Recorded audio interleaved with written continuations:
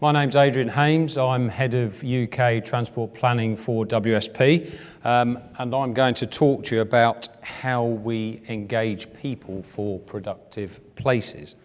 So engaging people effectively is crucial for achieving successful outcomes and delivering productive places. Developing effective designs for engagement with all parts of society will help schemes deliver more benefits. Our survey of UK businesses we did, I think, last year found that 79% of those business leaders thought that infrastructure and the quality of our cities and public realm will be of increasing importance in raising our national competitiveness.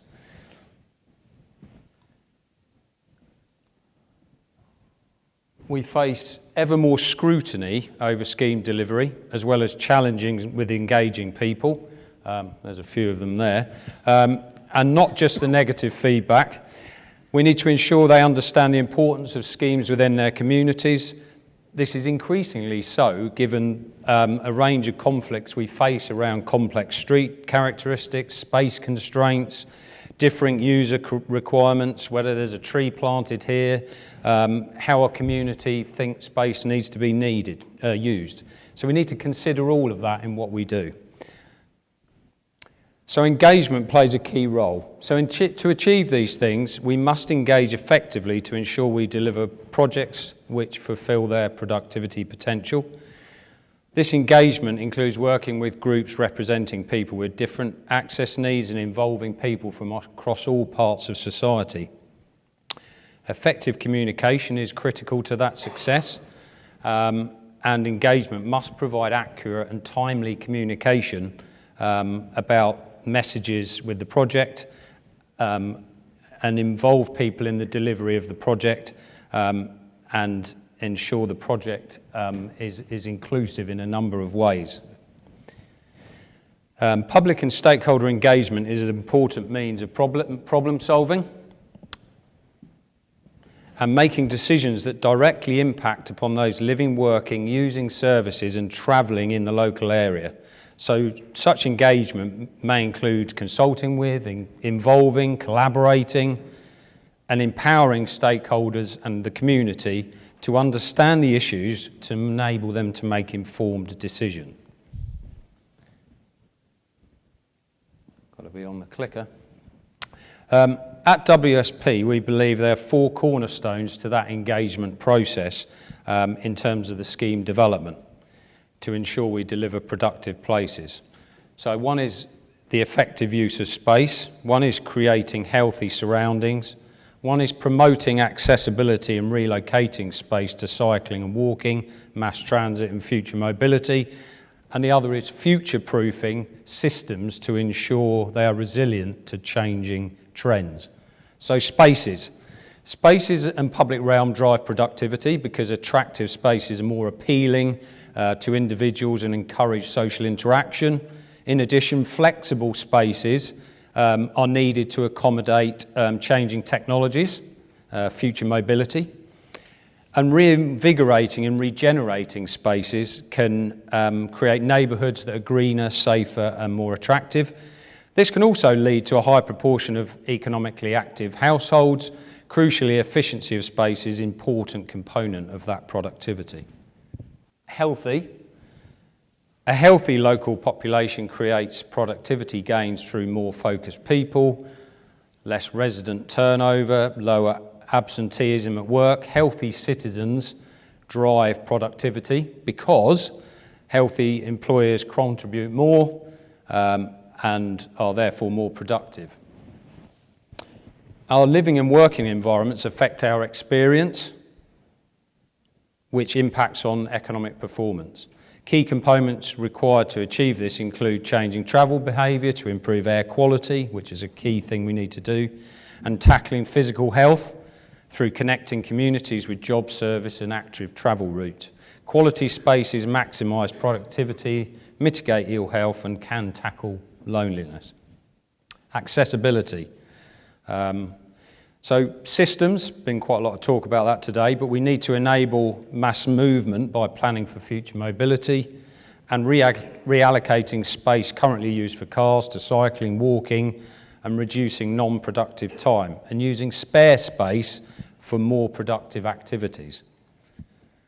And that drives local productivity because accessible urban areas and cities save time and traffic costs. Accessibility can also provide inclusive development, which means more people can work and remain independent for longer. Future mobility provides opportunities to use space in more efficient ways. And finally, on the four cornerstones, resilience. So turning risk into opportunities means there's a number of ways within designs we can look at new places and future-proof those systems to reduce downtime by preparing for changes in climate, technology, demographics. Resilience drives productivity because integrating future trends in design reduces the disruption and cost of those external shocks on the system. It holds communities together in times of external stresses, so not quite earthquakes like in New Zealand, but we get flooding, we get other aspects here. It holds communities together in times of external stress and protects the supply chain and local economic fabric from rapid changes. As such, resilience is no longer a nice to have for infrastructure and needs to be incorporated to ensure we are future ready. So just a little bit about some of the benefits. If we get this right, there are a range of benefits for everyone. The productive use of space and bringing it to life contributes to the sense of local ownerships, and holding community design panel can get the sense of local ownership and greater support. An approach to inclusive, robust consultation exercises delivers better schemes. The UK population is diverse and changing, an asset which should be encouraged and supported, but this diversity breeds new ways of thinking and working, and while enriching our culture. In order to deliver schemes which benefit these diverse communities we live in, we need to ensure that they involve them in that design process and that decision making, so that we must be inclusive and far-reaching. Consultation, they must be accessible, the consultation, and for people of all ages, social backgrounds, and engaging the young and the wider parts of community. It approaches a friendly and positive approach. Positive approach and helps with the end users to build respect and trust. And it helps improve schemes to unlock and explore new benefits. If our cities are to thrive, they must be accessible for all. We have an ageing population, more people living with disability and access issues. We have more in-depth understanding of increasing complex needs, such as autism and other learning difficulties, so targeted expert-led engagement with those living with and caring for people with access issues can and does identify opportunities to improve schemes.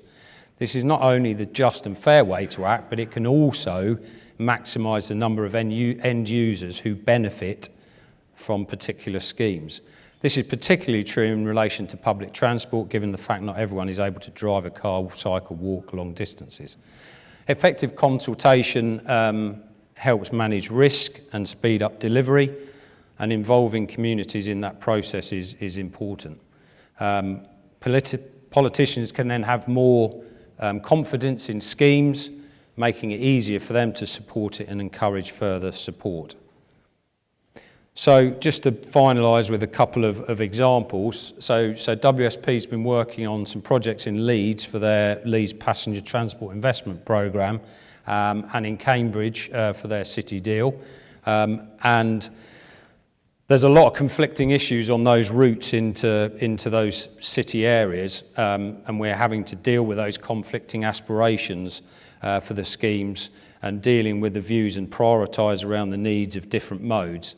So cycling interest groups, local businesses raising concerns about parking and residents' trees. But a focus on the objectives of these schemes was used to help resolve conflicting preferences.